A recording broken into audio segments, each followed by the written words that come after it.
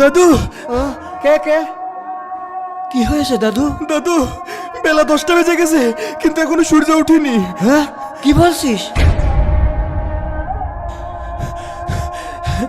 ওই দেখেন।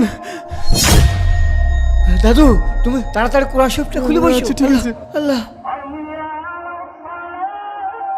বিশ্বাস করেন কিয়ামতের আগে একদিন এক রাতের মধ্যে এই কোরআনের সব পাতাগুলো আল্লাহ তুলে নেবেন আসমানে।